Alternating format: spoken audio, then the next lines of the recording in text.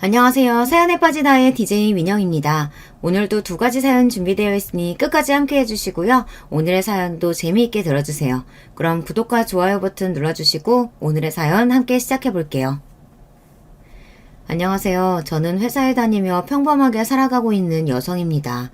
매일 출퇴근하면서 귀에 이어폰을 꽂고 여기 유튜브 영상을 보는 재미에 푹 빠져 있어요. 너무 흥미진진한 다양한 사연들을 듣다 보면 시간 가는 줄 모르게 되는 거예요.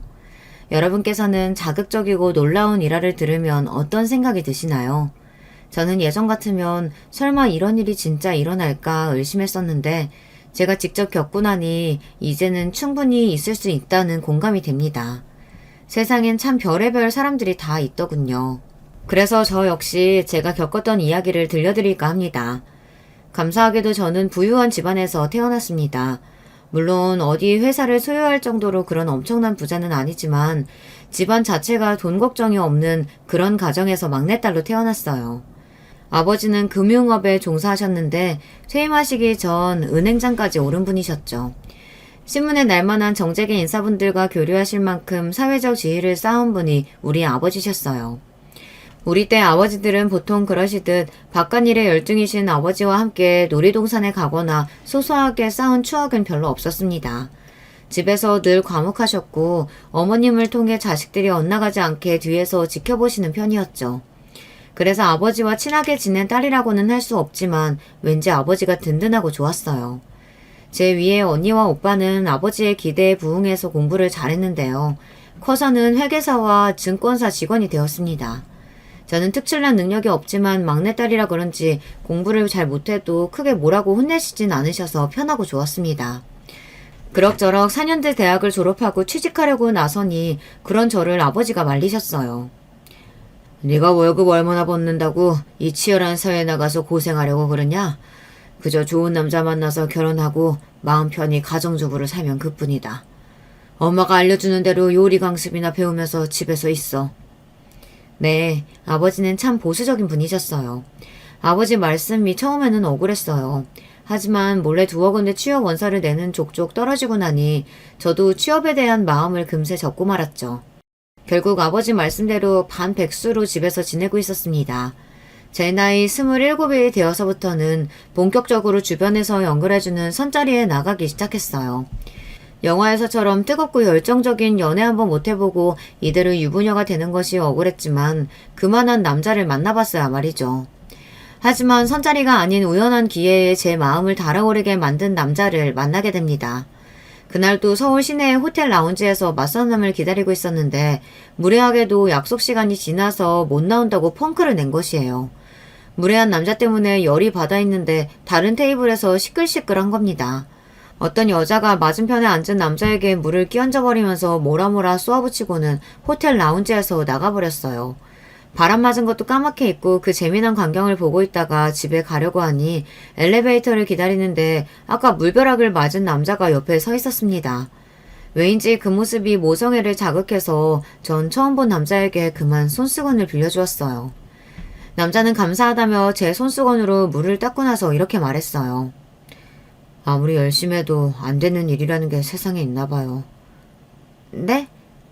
아, 그렇죠. 여자분께 큰 실수하셔서 봉변당하신 게 아니신가요? 아, 아닙니다. 생각하시던 연인관계 같은 게 아니고 사업상 만난 자리인데 그분 성격이 좀 불같은가 봐요. 자기 마음에 안 드는 일이 있다고 물세례까지 받을 줄이야. 남녀간의 사랑 싸움인 줄 알았더니 아니라는 남자의 해명에 왜 제 마음이 안심되는 걸까요? 우리는 집으로 돌아가는 길에서 대화를 하다 카페에 가서 차까지 마셨습니다. 그리고 어떻게 되었을까요? 그렇게 운명처럼 우리는 사랑하는 사이가 되었습니다.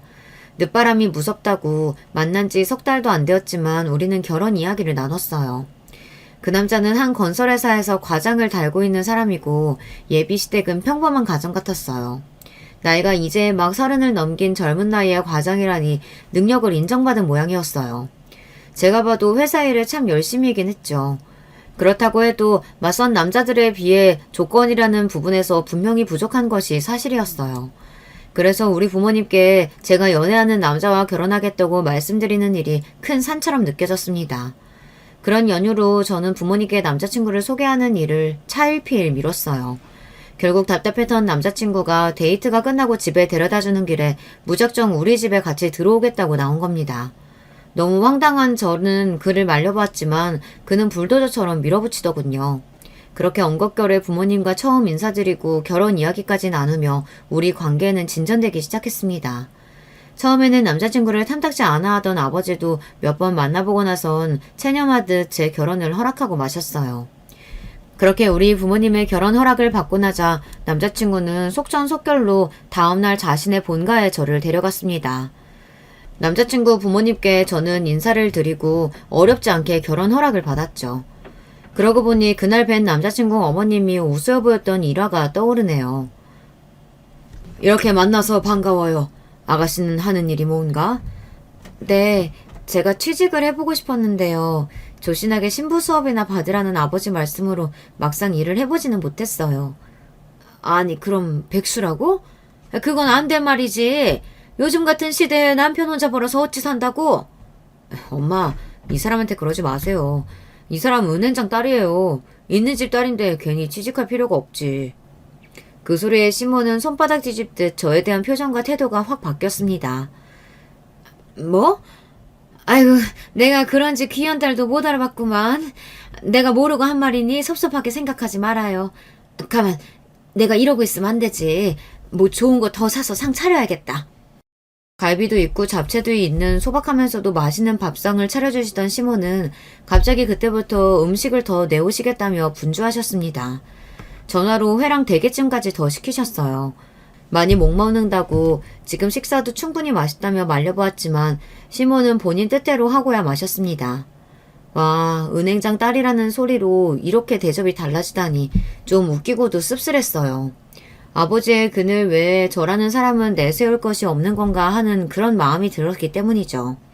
그렇게 양가의 허락을 받고 나니 남자친구의 추진력으로 우리는 2달 만에 결혼식을 올렸습니다. 그리고 남편과의 행복한 신혼생활을 꿈꿨지만 막상 현실은 달랐습니다. 건설회사 특성상 남편은 잦은 지방과 해외 출장까지 다니며 일이 바빠 보통 얼굴 보기가 힘들었으니까요. 일을 사랑하는 남편을 이해해보려고 했지만 홀로 독수공방하는 날이 많아지다 보니 우리는 아기를 갖기도 어려웠습니다. 이렇게 몇 년의 결혼생활 끝에 제 마음은 너무 황폐하고 외로워지고 말았어요. 그래서일까요? 저도 모르게 드라마에 나오는 의부증 환자 같은 일도 벌어졌답니다. 얼마 전 남편은 은행장이었던 아버지의 도움으로 회사에 큰 공을 세워 상무까지 초고속 승진했습니다. 임원이 되자 기사 딸린 차에 개인 비서까지 생기며 더 좋은 혜택들이 생겼어요. 어느 날 남편의 심부름으로 개인 비서인 최 비서가 우리 집에 들렀습니다. 그때 처음으로 본 최 비서의 모습에 저는 할 말을 잃고 말았어요. 굽이 10cm는 좋게 되는 뾰족 구두를 신고 하체 라인이 훤히 드러나는 딱 붙는 H라인 치마를 입은 그녀는 정말 화려한 생김새의 야한 여자였습니다. 글쎄 위에 입은 셔츠는 단추를 3개나 풀러 가슴골이 보이기까지 했거든요. 눈웃음을 치며 말투도 요상한 것이 회사보다는 술집에 어울리는 여자 같았죠. 그날 퇴근하고 온 남편에게 비서의 흉을 좀 봤습니다. 당신 비서는 왜 그렇게 술집 여자같이 하고 다니는 거야? 최 비서에게 복장 주의를 좀 줘야겠어. 외부인이 보면 저런 비서 데리고 다니는 당신을 어떻게 생각하겠어요? 참나, 아줌마 생각하는 것 하고는. 그런 막장 드라마 좀 그만 봐라, 교양 없이. 최 비서가 과하게 예쁘고 섹시하지. 그래서 최 비서랑 나랑 뭘 어쩐다고 색안경 끼고 보는 거야? 어머, 당신 요즘 갈수록 말이 지나치네? 나는 경제인 안사람들끼리 모이는 연합회에서 총무도 맡고 있고 독서 모임부터 해서 교양이나 문화 쪽으로는 여러모로 당신 못지 않아요. 내가 막장 드라마 상상하는 게 아니고 옷을 고쳐 입으라고 상사로서 이야기할 수 있잖아. 그게 어려워? 사무인 내가 해줄까요? 알겠다고. 그 사람 참 빡빡하게 구네. 최 비서한테 복장 단단히 하라고 말하면 될 거 아니야. 이래서 너무 있는 집 여식이 안사람으로 들어오면 남편을 쥐어잡고 살 거라고. 그렇게 걱정했던 우리 엄마 말이 맞았네. 아니, 뭐라고요? 전 너무 어이가 없었습니다. 결혼 전 저와 우리 부모님 앞에서 그리 공손하고 겸손한 척 하시던 시모가 뒤로는 남편에게 그런 험담이나 해댔다니 말이에요. 비서의 일은 그냥 제가 예민하게 굴었을 수도 있다고 생각하고 넘어갔습니다. 저는 얼마 뒤 대학 동창이었던 친구 기영이의 연락을 오랜만에 받았어요. 기영이는 중학교 때 친구였다 외국어 고등학교로 진학하는 바람에 헤어졌었죠. 그런데 대학교에 와서 우연히 다시 만나면서 더 친하게 지냈던 친구입니다. 기영이는 그동안 외교관 후보자 선발 시험을 준비하고 있었거든요.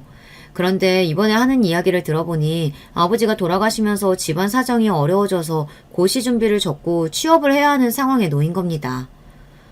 아버지 상당해서 마음도 안 좋을 텐데 어려운 집안 사정까지 덮치니 안타깝다. 아, 내가 우리 남편 회사에 수시 채용 있는지 한번 알아볼게. 아니야, 나위에 그렇게까지 해줄 필요는 없어. 너희 남편도 불편할 텐데.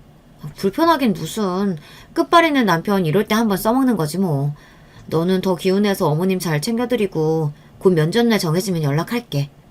기영이는 저에게 고마워했지만 제 생각과 달리 면접 기회를 얻기란 쉽지 않았습니다.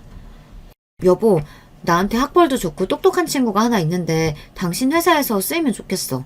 낙하산 아니고 수시 채용 면접 기회라도 주면 안 될까? 이름이 뭔데? 강기영. 뭐야, 남자친구였어? 됐어, 당신도 참. 유부녀가 남자 동창 취직 자리를 남편에게 알아봐달라는 게 너무 뻔뻔한 거 아니야?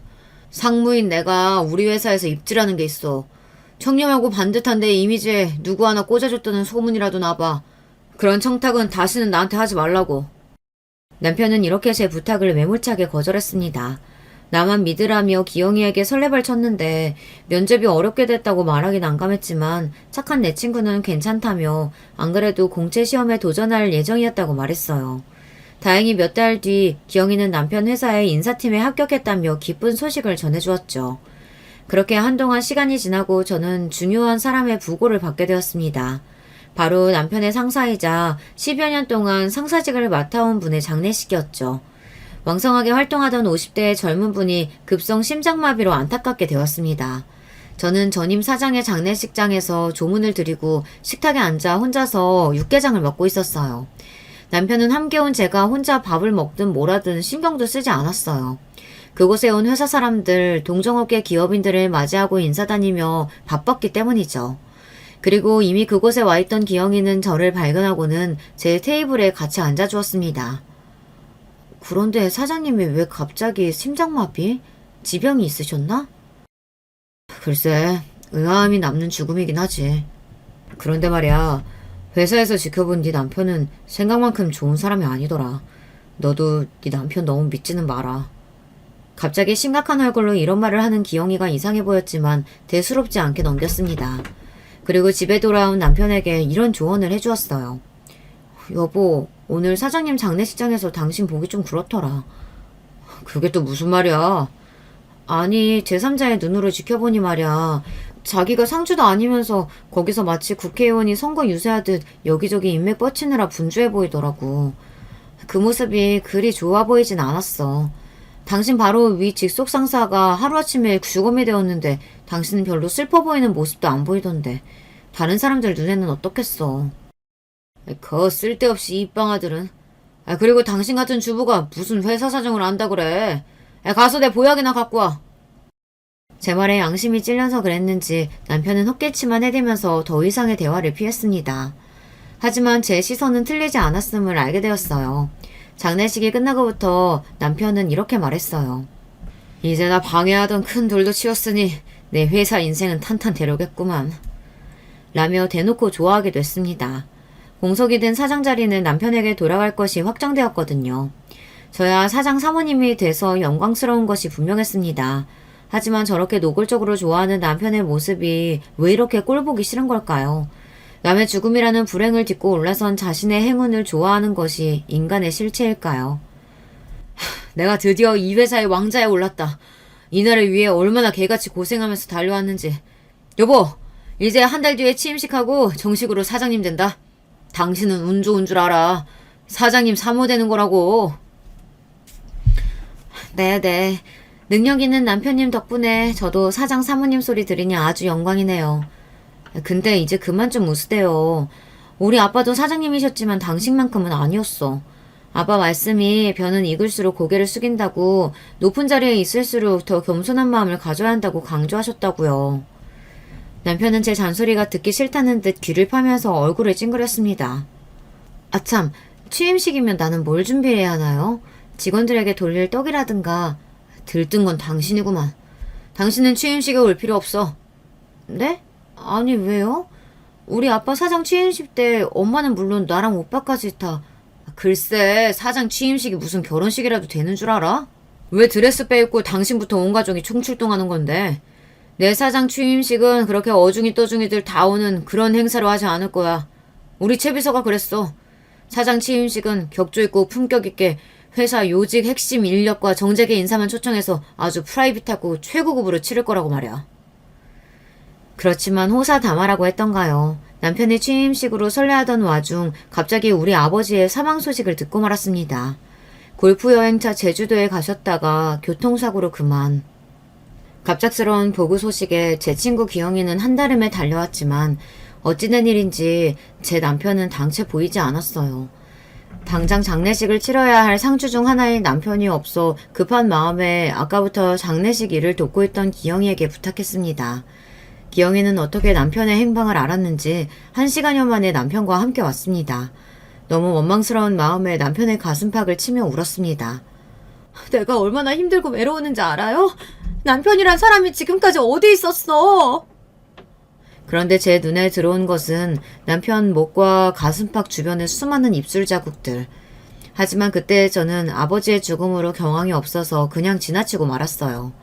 나의 든든한 버팀목이었던 아버지의 상을 치르고 겨우 정신을 추스리며 여러 날이 지났습니다. 바로 남편의 사장 취임식이 코앞으로 다가왔어요. 당신은 얼마 전 부친 상도 있었고 하니 무리하지 말고 오늘 취임식에는 오지 마. 취임식 당일 이렇게 말한 남편은 콧노래를 부르면서 출근했습니다. 아직 저는 그 슬픔 속에서 벗어나지 못했지만 남편을 위해 의연히 일어나서 취임식에 갈 채비를 했죠. 취임식에 도착해 일부를 하는 동안 남편에게 아는 체하지 않고 인파 뒤에서 혼자 남편의 사장 취임을 진심으로 축하하고 있었습니다. 그리고 이부를 시작하기 전 쉬는 시간에 축하 선물을 들고 남편 앞에 나타나서 놀라게 해주고 싶었어요.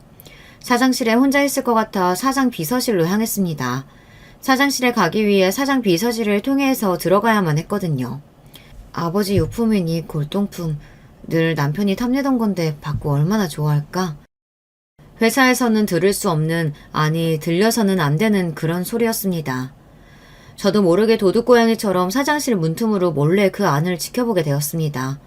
그리고 보여지는 광경에 분노를 억누를 수 없었죠. 남편은 자기 비서와 사장실에서 서로 입을 맞추고 있는 게 아닙니까? 그동안 남편과 비서가 이런 관계였다니 너무 뼈나면서 어이없는 행태라서 실소가 나올 것 같았어요. 남편이 출장 다니면서 비서와 놀아났던 이야기, 또 따로 밀월 여행까지 했던 이야기들이 흘러나왔습니다. 일도 하고 재미도 보고 아주 꽉 먹고 알 먹고 둘이 신나게 놀아났겠죠. 자, 이제부터 취임식 이브는 더욱 흥미진진하게 꾸밀 예정이에요. 제가 오늘 오신 손님들을 모두 남자분들로 초대한 이유가 다 여기에 있어요. 다들 양복 입고 점점 빼고 있지만 이렇게 흥이 오를 때면 젊고 예쁜 여자들 찾는 게 사내들이죠. 그래서 쓸데없는 사람들은 1부 끝나고 죄다 보내고 다른 은밀한 곳에 힘 있는 손님들만 모셔서 특별하게 놀 거예요. 이제 곧 그 손님들 모실 예쁜 아가씨들 올 시간이네요. 이런 일은 비서인 저에게 맡기시고 사장님은 어떻게 하면 회사가 더 커질 수 있을지 그런 중요한 이야기 손님들하고 나누고 계세요. 역시 미모만 출중한 게 아니야. 이 똑똑한 머리 어쩔 거야. 그렇지. 사내놈들이 원하는 건 다 한 가지지. 재미없는 취임식을 예상하고 왔을 텐데 2부 행사 보면 다들 좋아 죽을걸? 그럼 내가 그 자리에 쓱 우리 회사 수주건이랑 건축허가 청탁하면 더 잘 먹혀들겠지? 은행장 딸인 아내는 고리타보는 말만 늘어나서 진절머리가 다 났어. 나에게 걸맞는 여자는 채비사뿐이야. 아유, 이쁘고 깜찍한 곳을 어쩌면 좋지. 가만, 2부 행사까지 시간 좀 남지? 그러면 그 시간 동안 우리... 남편은 커다란 사장 소파에 채비사를 넘어뜨리고 그 위로 포겠습니다. 저는 더 이상의 광경을 지켜볼 엄두가 나지 않았습니다. 그렇지만 그렇다고 저 두 년놈들을 가만둘 생각은 추워도 없었어요. 그 둘이 포개져 있는 모습을 몰래 핸드폰으로 사진 찍었습니다. 그때였어요. 찰칵하는 카메라 소리가 났지 뭐예요. 미처 핸드폰 카메라 소리를 예상하지 못한 저는 너무 놀라서 어쩔 줄을 몰랐습니다. 이윽고 사장실 문을 벌컥 연 남편과 저는 딱 마주치고 말았어요. 뭐야? 당신이 왜 여기... 지금 우리 다 본 거야? 그래. 너희들이 뭐하고 있는지 다 내 눈으로 지켜봤다. 하도 기가 막힌 장면이길래 사진까지 찍어놨지. 참, 그러게 오지 않아도 된다고 그렇게 이야기했는데 취임식에는 못하러 와서. 지금 그게 무슨 소리야? 당장 무릎 꿇고 내 앞에서 사과부터 해야 하는 거 아니야? 그러게요. 사모님은 초대받지도 않은 취임식에 괜히 오셔서 이런 걸 직접 보고 그래요. 미안하게. 당신 남편이 내 남자가 된 건 이미 한참도 더 된 일이야. 괜히 본처 행사하려고 들지 말라고. 늘 생글생글 웃어가면서 친절하게 대하던 채 비서는 내 앞에서 아주 표독스러운 불륜녀로 돌변하고 말았습니다. 채 비서 말이 맞아. 당신이 본 그대로지. 우리 서로 사랑하는 사이니까 들통난 마당에 우리 관계 숨길 생각은 없어. 미안하지만 당신 남편이 이제 사장도 됐고 당신이나 당신 아버지 눈치 볼 필요 없으니까 당신이 이렇게 알게 됐으니 오히려 잘 됐다. 내가 이렇고 저렇고 설명할 필요도 없겠네. 이제는 너같이 늙은 곰탱이는 필요 없으니까 이혼해. 남편의 불륜 광경을 목격하는 것만으로도 기야말 노릇인데 뻔뻔하게 굴며 제게 이혼을 종용하는 남편은 상상할 수도 없는 일이었습니다. 저는 하늘이 노래지는 것만 같았어요. 현실이 아니라 꿈만 같았죠. 그것도 최악의 악몽이요. 이제 막 사장님 대대 명성에 먹칠하지 않도록 품위 있게 이혼하자고. 내일 우리 쪽 이혼 변호사 연락할 테니까 괜한 싸움 일으킬 생각 말고 조용히, 아주 조용히 이혼하고 내 앞에서 사라져줘. 그러게요. 평소에 그렇게도 품위 있는 세무님이었으니까 기대할게요. 설마 하니 남편이나 불륜녀한테 모욕 주고 복수하고 뭐 그런 건 아닐 거라고 믿어요. 은행장 딸답게 조신하고 얌전하게 이혼 서류에 사인해주면 되겠습니다. 이혼하고 나면 나랑 바로 결혼식 올려야죠, 사장님? 입 아프게 뭐 당연한 말을 하고 그래. 내가 왜 굳이 지금 이혼하겠어. 우리 애인이랑 결혼해서 한 집에서 뒹굴고 살려고 하지. 믿을 수가 없었습니다. 내 앞에서 남편과 불륜녀가 하는 말이 이토록 짐승 같을 수 있을까요? 눈물이 쏟아질 것 같았지만 그들 앞에서 절대 눈물을 보일 수 없었기 때문에 황급히 돌아서서 나왔습니다. 그리고 그런 저를 보며 그 두 사람은 낄낄대면서 비웃어댔어요. 사장실에서 달려나오자마자 저는 친구 기영이를 찾았습니다. 기영이는 로비에서 어떤 사람들과 조용히 의논하고 있었죠. 기영아, 글쎄 남편이 말이지. 기영이는 함께 의논하던 사람들과 대화를 급히 마무리해서 보내고 저를 조용한 방으로 안내했습니다. 지금 사람들 보는 눈이 많아서 여기서 조용히 나한테 이야기해봐. 지연아, 왜 그래? 무슨 일 있었어? 나 보고야 말았어. 집에서 그 앙큼한 계집애가 남편이랑 사실 그렇고 그런 관계라는 거. 창피해 죽겠고 그들한테 화가 나서 지금 어떻게 해야 할지 모르겠다고. 기영이는 조용히 제 말을 들어주며 손수건으로 눈물을 닦아주고 있었습니다. 그리고 제 손을 잡고 자기 이야기를 하기 시작했어요. 지연이, 너에게는 내가 입이 10개라도 할 말이 없다. 정말 미안하지만 사실 전부터 네 남편이 비서와 그런 관계라는 거 알고 있었어. 솔직히 말하면 우리 비서실 사람들 모두 알고 있는 사실이야. 나도 처음에는 너처럼 내 남편한테 화가 났지. 네가 나한테 어떤 친구니? 그래서 내 나름대로 네 남편의 잘못을 캐면서 언젠가 저 남자를 끌어내려야겠다고 계획하고 있었어. 그러니까 지연아, 나만 믿고 내 계획 따라줄 수 있겠니? 응. 나 지금 기댈 곳이 너밖에 없다, 기영아. 너한테 다 믿고 맡길게. 제발 부탁해. 나 이렇게 만든 남편이랑 최 비서한테 복수해줘. 저는 지금 실신하기 직전의 상태라 격해지는 감정을 참고 조용히 집에 가야 했습니다. 그리고 엄마가 계신 집으로 가서 심신을 안정하면서 앞으로 어떻게 해야 좋을지 혼자 고민하고 있었어요. 그렇지만 기영이는 자신이 계획했던 일을 하느라 바빴습니다. 기영이가 무엇을 하고 있을지 궁금할 즈음 그는 우리 집 앞 편의점에 와서 맥주 한 캔을 두고 놀라운 이야기를 들려줬습니다. 알고 보니 최 비서의 실체는 꽃뱀이었다고 합니다. 남자를 후려서 돈이건 마음이건 다 착취해내는 그런 꽃뱀이요. 대학생 시절부터 술집 여자 일도 하고 돈 많은 남자들 등쳐먹고 사는 것으로 유명했다네요. 이 회사에 입사해서 다른 부서가 아닌 비서 자리를 꿰찬 것도 남편이 사장이 되면 사모님 자리를 자신이 꿰찰 속셈 때문이었습니다. 심지어 비서는 따로 5살이나 어린 잘생긴 남자친구도 함께 만나고 있었다는군요. 남편에게서 받은 돈과 선물은 일부 그 남자에게 흘러가고 있었으니 이 사실을 남편이 알고나 있는 걸까요? 그렇게 살아온 채비서니까 그 퇴폐적인 취임식 2부를 생각해낼 수 있었던 겁니다. 일반적인 경제인들에게 그 2부 행사는 말도 안 되는 일이었습니다. 그런 요정정치, 술집 청탁도 사실 옛날 일이고 지금은 큰일 날 일인데 채비서나 그것을 좋다고 한 남편이나 정말 수준 떨어지는 것들이 아닐 수 없었습니다. 그리고 취임식 2부에 대한 뒷말이 나왔다고 기영이는 이야기했습니다. 어디서 술집 아가씨 같은 야한 옷을 입은 여자들이 2부 행사장으로 들어와서 손님들 옆에 한 명씩 앉았다고 하네요.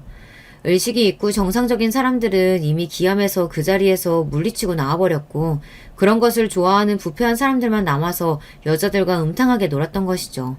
하지만 그 모습은 결코 그들의 뜻대로 은밀하게 남을 수 없었습니다.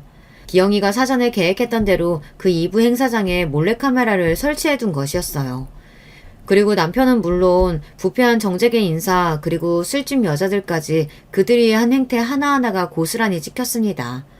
그 촬영 영상을 빌미로 참석했던 인사들에게 기영이는 협박을 했죠. 저는 건설회사의 한 영심적인 직원입니다. 저는 우연히 신임 사장 취임식에서 이런 광경을 목격하고 공익을 위해 제보해야 하나 고민하고 있죠. 이 영상이 바로 언론사나 인터넷 게시판에 올라가는 것이 나을지 아니면 저와 협력관계를 이루는 것이 나을지는 영상을 보고 판단하시기 바랍니다. 이후 제가 드리는 요청에 협조해 주신다면 이 영상은 아무도 모르게 폐기할 것을 약속드립니다. 그 손님들은 가진 것이 많은 자들이었어요. 부와 권력, 아내와 자식들이 있는 가정까지. 이 영상 하나로 그 모든 것을 송두리째 앗아갈 수 있었기 때문에 그들에게는 그 무엇보다 두려운 존재였겠죠. 문자를 받은 몇몇 인사는 돈을 요구하는 거냐, 얼마면 되냐, 협박이 중재인 것은 아느냐, 너 콩밥 먹고 싶냐, 이렇게 과격하게 나왔다고 합니다. 하지만 그런 자들조차 하루 만에 제가 어제 드린 연락에 머리 숙여 사과드립니다. 뭐든지 원하는 것은 들어드릴 테니 절대 영상을 풀어서는 안 됩니다. 이렇게 잔뜩 엎드려서 분부만 기다리고 있는 처지가 되었네요. 내 남편을 겪어보니 이런 똑같은 작자들도 한심하고 그들의 가족까지 불쌍할 지경이었어요. 저는 그 영상을 공개해서 그 가족들이 실체를 알았으면 했죠.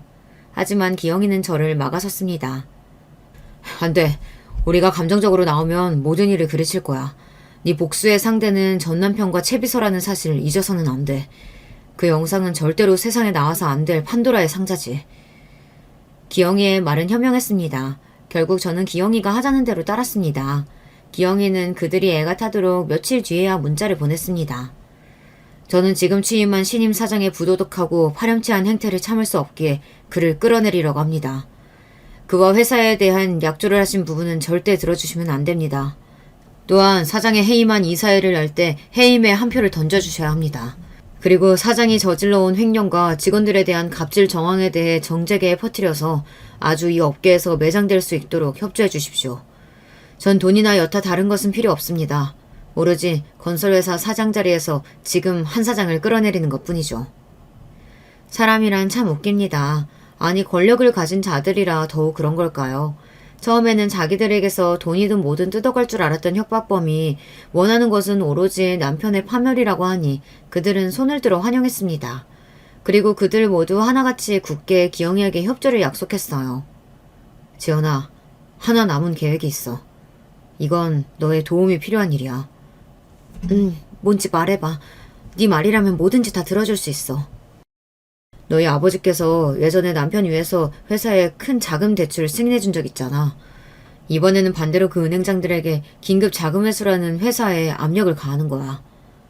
아, 그러니까 우리 아빠 힘으로 그 자리까지 올라간 인간을 이번엔 반대로 끌어내리자는 거네? 정말 좋은 생각이다. 그 은행장들은 우리 아버지와 긴밀한 관계셨고 저를 어릴 때부터 봐오셨던 삼촌 같은 분들이셨어요. 그래서 저는 어렵지 않게 그분들을 찾아뵐 수 있었습니다. 지연아, 아버지 갑자기 그렇게 되시고 엄마랑 잘 지내고 있는 거니? 그래, 나를 찾아온 이유가 뭐니? 뭐 부탁할 게 있다고? 저는 솔직하게 겪어온 상황을 모두 말씀드리고 남편에게 복수할 수 있도록 도와주십사 말씀드렸어요. 그리고 삼촌은 그 남편의 천인공노할 악행을 들으시고는 크게 진노하셨습니다. 우리 형님이 부탁하셔서 그 건설에서 도움 준 건데 그 은공도 모르고? 걱정 마라. 우리 은행은 물론이고 그때 대출 승인해준 은행장 모두에게 내 연락 돌리마. 그 자식이 사장 자리에 있는 한 우리 은행들은 앞으로도 절대 자금 대출 하지 않을 거라고 단단히 일러주겠어. 이렇게 저를 위해 모든 인맥을 동원하실 거라고 약조해 주셨어요. 제가 이 일을 도모하는 동안 기영이는 회사의 몇몇 대주주와 은밀히 접촉했습니다. 그리고 취임식 이후에서 벌어진 일과 남편이 벌여온 횡령과 불륜 행각에 대해 털어놓았습니다. 세상에 믿을 수가 없네요. 2020년대에 이런 일이 바로 내 회사에서 벌어지고 있다니. 어쩐지 10년 넘게 회사 잘 운영하던 전임 사장이 갑자기 그렇게 되고 나서 올라온 인물이 그럼 그렇지. 애초에 난 한 사장 반대했었다고. 보여준 이 모든 게 사실이 맞나요? 그러면 우리 대주주들이 이러고 있으면 안 되는 거 아니겠습니까?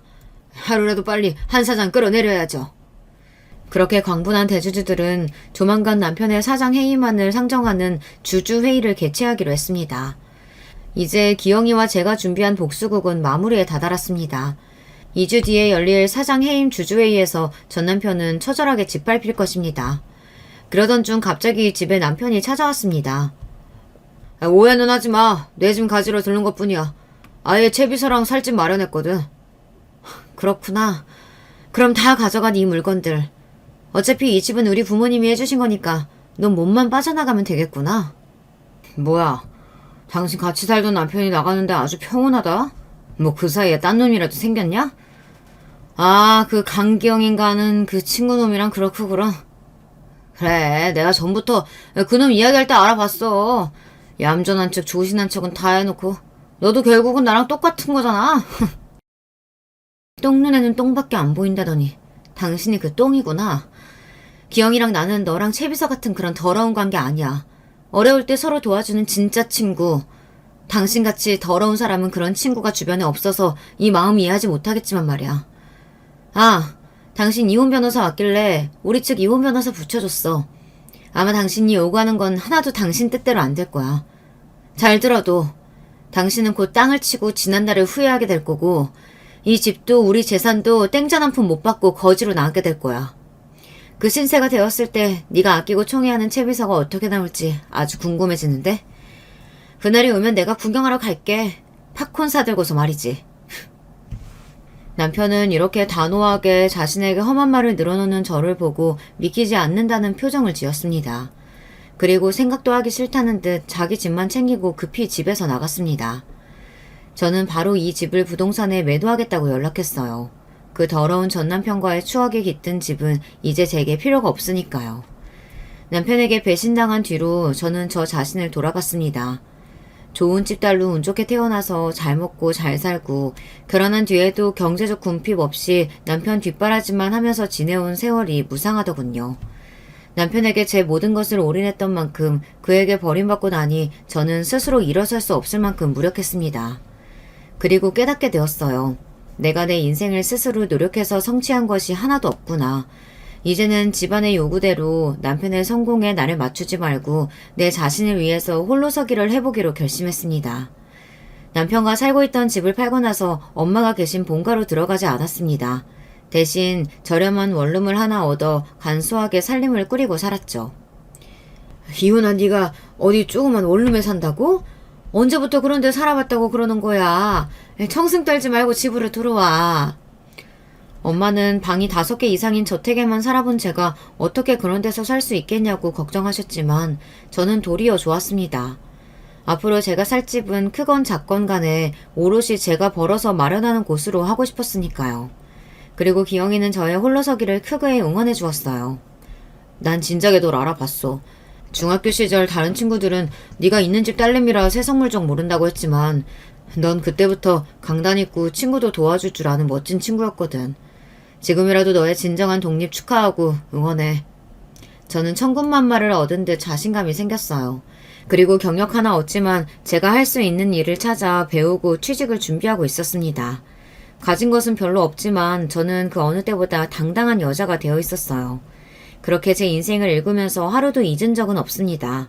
바로 남편과 불륜녀에 대한 복수 말이죠. 드디어 주주총회의 날이 밝았습니다. 저는 주주총회에 참석할 수 없었기 때문에 기영이는 특별히 영상통화로 저에게 은밀히 이 멋진 광경을 보여주었습니다. 주주들이 모여있는 자리에 남편이 씩씩대며 들어왔어요. 저는 오늘 이 회의가 열린 것에 깊은 유감을 갖고 있습니다. 이것은 신임 사장을 노리는 중상모략에 불과하다는 말입니다. 하지만 우리에게는 증거가 있습니다. 강비서 보여주세요. 이윽고 기영이는 큰 화면에 전 남편이 회사의 자금을 횡령했던 일과 그에 대한 증거 자료를 보여주었습니다. 저건 회사 운영하다 보면 흔히 있는 수준입니다. 제 이익을 위한 횡령이 아니라고요. 이것이 끝이 아닙니다, 사장님. 더 많은 것들이 준비되어 있으니까요. 남편은 기영이를 죽일 듯이 노려보고 있었습니다. 다음은 취임식 2부 동영상 자료인데 이 자리에서 틀어도 괜찮으시겠습니까? 그 말에 놀란 전 남편은 뛰어나가서 기영이가 들고 있던 조작 리모컨을 번개처럼 빼앗았습니다. 아니요! 이런 건 보실 필요 없습니다. 이 모든 영상은 강비서가 벌인 모함입니다. 강비서는 내 아내를 좋아해요. 그래서 나를 파멸해. 잠깐만.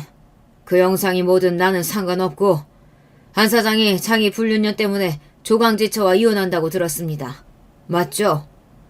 이거 참 곤란하군요. 나는 한 사장 보고 그 큰 금액을 회사에 대출해준 것이 아니에요. 당신 장인어른에게 내 신세진 것들이 있어서였지. 그러니 오늘 내로 우리 은행 대출 300억 당장 회수해 주시오. 그리고 다른 은행장들도 들불처럼 여기에 거들었습니다. 아니, 이렇게 우리 회사에 대출해준 은행장들이 하나같이 회수하려 들면 우리 회사 부도나는 거 아닙니까? 그럼 큰일이죠. 은행장님, 저 한 사장만 끌어내리면 긴급 회수는 없던 일로 해주실 수 있겠습니까? 물론입니다. 그리만 해주신다면 지금 이자는 잘 갖고 있는 회사니 당장 내일 회수하라고는 못하겠지요. 그럼 다행 아닙니까? 저 한 사장만 해임하면 우리 회사는 살아날 수 있어요. 더 이상 볼 필요도 없었습니다. 주주들은 100% 찬성으로 한 사장 해임안을 통과시켰고 이제 전 남편은 사장 자리에서 불명예스럽게 내려오게 되었으니 말입니다. 이럴 수는 없어. 내 청춘을 모두 바친 회사야. 이렇게 물러날 수 없다고. 모든 주주와 은행장들이 떠난 텅 빈 회의실에 남편은 홀로 남아있었어요. 기영이는 조용히 남편에게 가서 저와 하고 있던 영상통화를 보여주었습니다. 전 남편, 내가 팝콘 사들고 가지는 못해서 영상통화로 처음부터 끝까지 다 지켜봤어. 어때? 내 말에 틀림이 있었어? 이 사악한 여자, 네가 나를 이렇게 망쳐놓고 너는 무사할 줄 알아? 강비서 너는 잘 될 것 같냐고? 나도 내 사람들이 있고 회사에 힘이 있어. 이대로 물러설 줄 알아? 남편은 한 마리 야수처럼 분노에 휩싸여서 나와 기영이에게 막말을 퍼붓던 중이었어요. 갑자기 회의실로 최 비서가 들어왔습니다. 그 말이 사실이에요? 사장님 해임됐다는 게 이게 말이 되냐고요? 모두 사실이고 앞으로 한 사장님은 사장은커녕 이쪽 업계 어디에서도 불러주는 곳이 없을 거야. 업계 전체에 아주 악질의 저질로 소문이 나버렸거든. 뭐라고? 나 이딴 남자한테 죄다 투자하고 있었던 거야? 어이가 없네. 아우 짜증나. 최 비서, 너는 나 버리지 않을 거지? 우리는 진짜로 사랑하는... 사랑? 지랄하고 있네. 사장 자리에서 떨어지고 이제 어디 취직도 못한다면서. 그럼 무능한 논팽이한테 내가 왜 붙어있니? 역시 이제야 최 비서, 아니 최명이 네 본색을 드러내는구나. 아니, 내 본명을 어떻게 알고... 그래도 내 친구의 전 남편이고 한 달 정도 사장으로 살았던 사람이니 제가 알아낸 사실 하나 알려드리죠.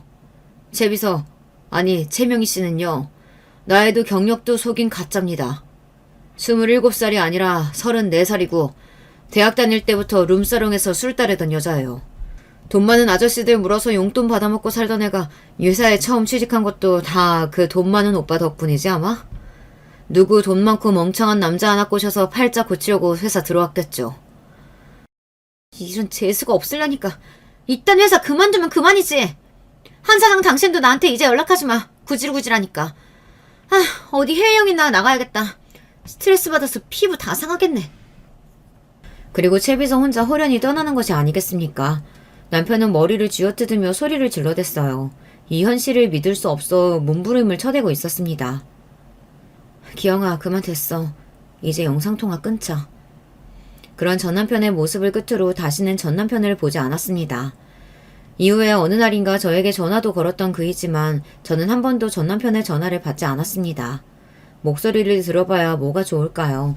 저에게 원망을 퍼붓고 욕하는 것을 듣기 싫었고 자신의 잘못을 뉘우치고 후회한다 해도 저는 그에게 요만큼의 여지를 줄 생각도 없으니까요. 어느 날인가 시모가 연락해서 저에게 자기 아들의 인생을 파탄냈다며 저에게 온갖 욕과 저주를 퍼부었죠. 네가 내 아들 사장 자리에서 끌어낸 장본인이라던데 그게 진짜냐? 그러고는 못 산다. 내가 부적 써서 너에게 저주 퍼부을 거야. 내 아들 신세 망친 네 앞길도 절대 순탄치 않을 거라고. 잘난 아들 하나 보고 사시는 평범한 어머니이니 제가 얼마나 미워 보이실까요? 전 남편의 불륜과 저에게 했던 잘못은 그저 시모에게는 티끌과 같겠죠. 그래서 이러쿵저러쿵 설명도 드리지 않고 조용히 말씀을 듣다가 통화를 마쳤습니다. 이렇게 전 남편과의 파란만장했던 결혼은 끝을 맺고 말았습니다. 한때 누구나 부러워할 결혼도 하고 회사의 사장 자리에까지 올랐지만 한순간에 나락으로 떨어진 불쌍한 한 남자에 대한 이야기이기도 하죠. 그렇지만 그런 인간과 살아온 세월을 어떻게 보상받아야 할지 모르겠어요. 지금도 자다가 벌떡벌떡 깹니다. 제 청춘이 너무 아깝고 억울해서요. 그렇지만 이혼녀 딱지 붙이고 청승맞게 살고 있진 않았습니다. 그렇게 기구한 저에게 얼마 전 축하받을 만한 일이 생겼거든요. 제가 가고 싶은 회사에 취직하게 된 거예요. 경력도 없지, 나이도 많지, 신입으로 지원하는 저를 두고 면접관님들은 이상한 눈초리를 보냈어요. 그리고 저는 솔직히 밝혔습니다. 못된 남자에게 꼬여서 취직도 못해보고 결혼한 뒤 허송세월을 보낸 그 이야기를요. 처음 면접관님들은 제가 솔직하게 사적인 이야기를 하니 놀라셨던 것 같아요. 그래서 면접 마치고 나오며 여기도 떨어졌구나 싶었지만 그래도 속은 시원했습니다. 그런데 의외로 저에게 함께 일해보자고 손을 내밀어준 것이에요. 이 기쁜 소식을 우리 부모님 그리고 친구 기영이에게 전해주었습니다. 소식을 전한 다음날 저녁 기영이는 꽃 한 다발을 들고 제가 사는 원룸 앞에 찾아왔어요. 그리고 축하 저녁을 사주겠다며 저를 파스타 식당으로 데려갔죠. 내가 아직 능력이 부족해서 고급 레스토랑은 못 가고 대신 파스타 집에 왔어. 우리 고급진 지연이 입에 맞을지 모르겠네. 야, 장난치니? 나 요즘 맨날 혼자 밥 해먹고 반찬 없을 땐 김에 밥 싸먹는단 말이야. 이 파스타 얼마만이냐? 너무 맛있겠다. 너의 첫 취직 진심으로 축하한다. 그리고 나도 축하해줘. 회사에서 비서실장으로 승진했거든. 오, 정말이야? 역시 회사에서도 너의 능력을 알아주는구나. 잘됐다. 어머님 진짜 좋아하시겠다. 맞아. 우리 엄마가 그 소식에 눈물을 흘리셨지. 그리고 엄마가 너 한번 집에 데려오래. 뜨끈한 집밥 먹이고 싶다고. 좋지. 너희 엄마 음식 솜씨 좋으셨잖아. 중학교 이후로 얼마만이야? 에휴, 이 바보야. 물론 얘 친구라 밥 해주시는 거기도 하지만 내가 엄마한테 털어놓았거든. 우리 엄마도 이미 눈치채고는 있으셨지만. 저는 기영이의 말이 무슨 말인지 영문을 몰라 했습니다. 그리고 기영이는 저에게 첫 고백을 했습니다. 나 너 좋아한다고. 아니 옛날부터 너를 좋아했단 말이야. 그래서 엄마가 너 한번 보고 싶다고 하신 거야. 제가 눈치가 없었던 걸까요? 하지만 기영이는 저와 만나는 동안 조금 더 추근되는 남자가 아니었단 말이에요. 우리는 손 한 번 잡아본 적 없는 그냥 친구였는데 게다가 저의 더러운 이혼 과정을 지켜본 사람이 나에게 고백을 해주다니 믿을 수가 없었습니다. 그 뒤로는 파스타가 입으로 들어가는지 코로 들어가는지 기억도 나지 않고 가게를 나오자마자 서둘러 집에 왔어요. 가슴이 너무 쿵딱거려서 뭘 할 수가 있어야 말이죠. 집에 돌아온 뒤 기영이는 저에게 문자를 보냈어요. 지연아, 아까 너무 놀랐지? 너에게 부담 준 것 같아서 미안해. 하지만 난 오랫동안 숨겨온 진심이니까 언젠가는 네가 받아줄 거라고 믿는다. 그 뒤로 가끔 기영이와 연락하며 고백은 없었던 듯 친구처럼 대하고는 있지만 제 마음은 넘실대는 파도처럼 일렁였어요. 저도 아직 제 마음을 잘 모르겠어요. 그리고 전 이혼녀잖아요. 결혼도 안 한 기영이에게 언감생신 그건 못할 짓이니까요. 그렇지만 늘 제 곁을 든든하게 지켜주고 전 남편의 복수를 도와준 기영이는 이제 제 삶에 없어서는 안 될 존재가 되었죠. 그저 친구처럼 평생을 갈 줄만 알았을 뿐 그래서 제 마음은 아직 갈팡질팡입니다. 사실 제가 여기에 사연을 보내게 된 것도 바로 이 고민 때문이에요. 주변 사람들과는 나누기 어려운 그런 민감한 일이니까요. 제가 기영이와 연인으로 만나는 것이 괜찮을지, 혹여 결혼까지 가도 너무 뻔뻔한 일은 아닐지 생각을 나눠주세요. 이혼녀와 미혼남의 결혼이라니 이렇게 욕을 하셔도 전 어쩔 수 없고요. 여러분들의 남겨주신 댓글을 찾아보고 제 마음을 잘 정해보고 싶습니다. 그럼 저는 여기서 인사를 드려도 될까요? 늘 건강하고 행복하세요, 구독자님들. 안녕하세요. 저는 얼마 전 인천으로 이사를 해서 새로운 일상을 기대하고 있는 여성인데요. 이사를 해서 그런가 제 지난 날들을 문득 돌아보게 되었어요. 후회하면서 살지 않는 것은 불가능하다고 하지만 아무리 생각해도 지나간 날들 속의 선택이 후회되어서 가끔씩 허탈해지네요. 제가 어느새 팬이 되어서 애청하고 있는 채널에 제가 겪은 일을 보내면서 제 안의 허탈함, 후회도 날려버리고자 하는 소망이 있네요. 어디 가서 제 이야기를 자세히 떠들어본 적은 없어요.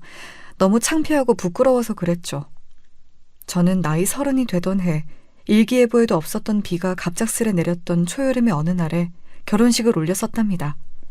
지금 생각해보면 그렇게 운이 따라주지 못했던 날씨마저 미래를 예견해주는 장치였나 싶네요. 남편하고는 3년여를 사귀었어요. 정말로 3년 기간을 꽉 채워서 연애한 건 아니었고요. 남편이 지방으로 근무지를 1년 옮겼던 적이 있었기 때문에 이 1년은 장거리 연애하는 사이였죠. 뿐만 아니라 제가 반년간 일본에 가서 일을 하기도 했었네요.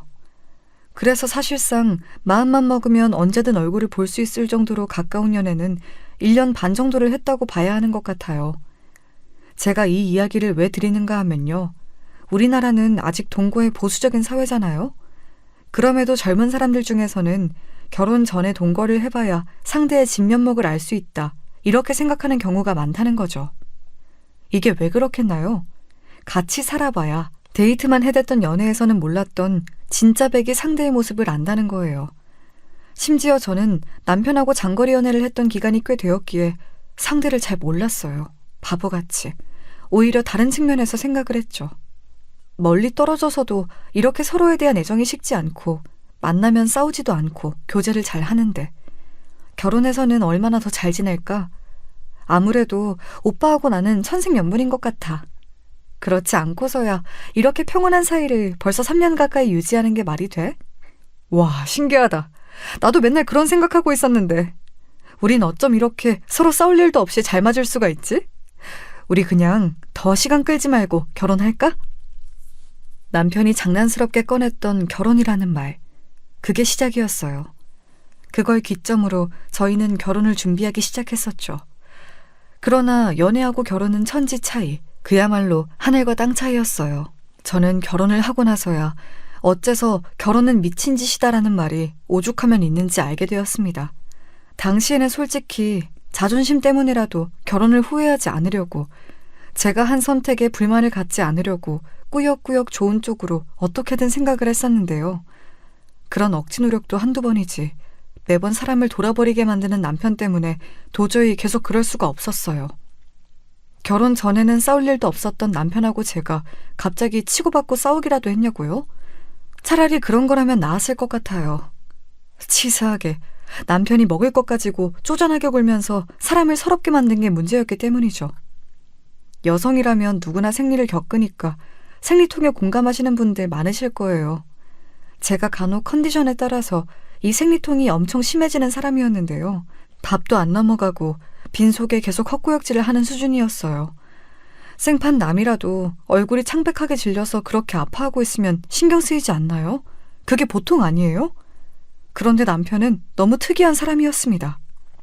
나 집에 온 것도 모르고 이불 속에서 끙끙 앓고 있네. 당신 또 생리통인지 뭔지 그거야? 일하고 돌아와서 피곤해 죽겠는데 마누라가 죽상하고 있으니까 전혀 힘이 안 난다. 저녁밥도 안 해놓고. 그럼 난 뭘 먹으라는 건지. 여보, 왔어? 하도 아파서 앓느라 들어오는 소리도 안 들렸네. 냉장고에 감자 조림하고 김치 볶아놓은 거하고 이것저것 있으니까 알아서 꺼내다가 차려 먹어. 밥솥에 밥 있어.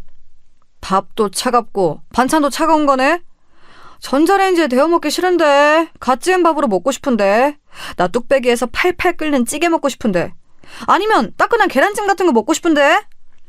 자꾸 그러고 싶다고 말만 하지 말고 여보가 직접 그렇게 해먹어. 난 하루 종일 물만 간신히 삼켰어. 힘도 하나 없는 사람한테 그런 거 말해봤자 소용없어. 그리고 여보만 이래? 나도 낮에 컴퓨터로 작업했고 아파서 밀린 게 있어서 이따 새벽에 잠 못 자고 계속 일해야 돼. 생리통 그거 너무 걸리적거리네. 당신 그거 생리 빨리 하고 빨리 끊으면 안 돼?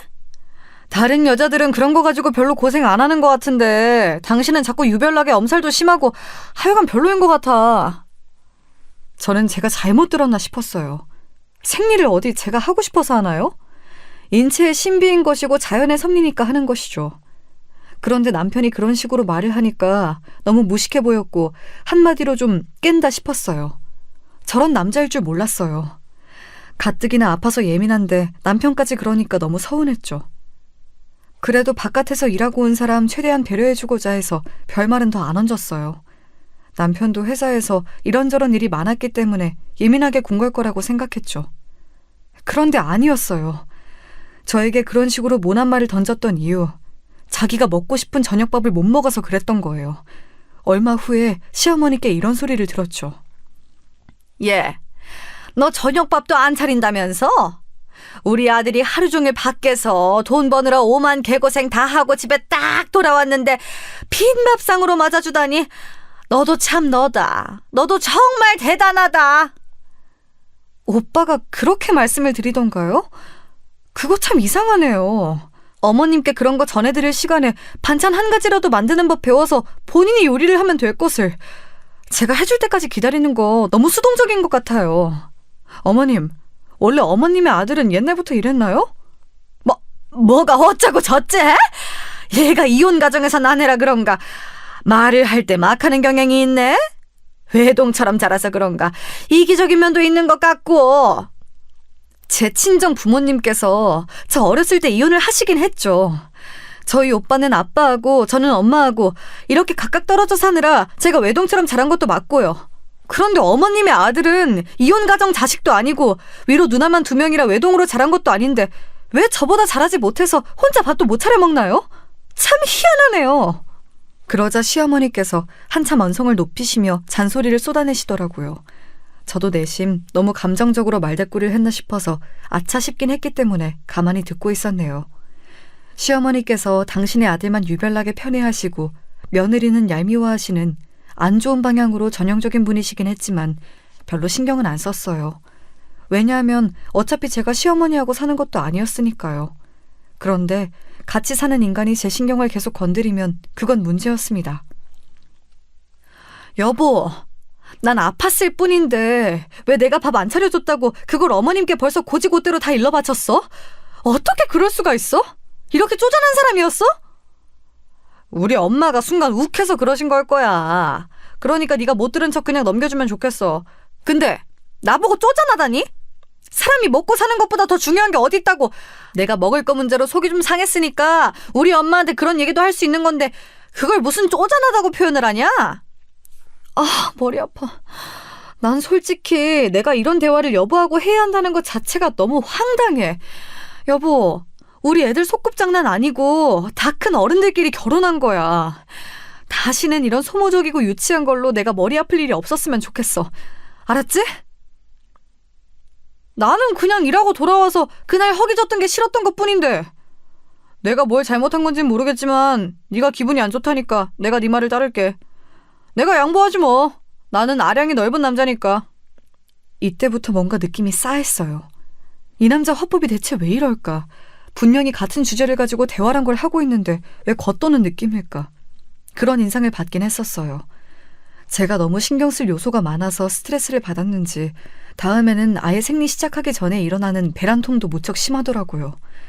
진통제를 먹어도 아파서 끼니도 못 챙겨 먹다가 양배추가 위장에 좋다는 게 문득 생각이 났어요. 양배추를 쪄서 밥에다가 간장 찍어 싸먹으면 간단하게 좋을 것 같더라고요. 그래서 남편에게 퇴근하면서 집 앞에 있는 식자재 마트에서 양배추 한 통 좀 사달라고 그랬습니다. 남편 줄 밥은 따로 다 차려놓고요. 그런데 귀가한 남편의 손을 보니까 텅 비었더라고요. 여보, 양배추는 어디 있어? 설마 등에 맨 서류 가방에 들어있는 거야? 에이, 여기 양배추가 어떻게 들어가? 없어. 마트에 가보니까 양배추 전혀 없던데? 뭐라고? 아니, 지금이 무슨 양배추 대란이 일어난 것도 아닌데 그게 왜 없어? 그건 1년 365일 마트에서 취급하는 품목 아니야? 진짜로 마트에 없었어? 그거 신선 코너에 따로 들어가야 하는 건 알고 있지? 아, 당연히 알지. 거기를 내가 몇 번을 가봤는데 그 사실을 모를까 봐서? 없었다니까. 기껏 퇴근하면서 들러준 사람한테 수고했다, 고맙다 이런 말은 못할 망정 자기 생각만 하고 진짜 너 이기적이다. 아무리 생각해도 이상했어요. 그래서 제가 아픈 몸을 이끌고 꾸역꾸역 그 마트를 가봤습니다. 그랬더니 떡하니 양배추가 쌓여있더라고요. 그거 결제하는데 얼마나 열이 받아서 손이 떨리던지 제가 남편에게 따졌죠. 왜 거짓말했냐고요. 그랬더니 남편이 저에게 뭐라고 그랬던 줄 아시나요?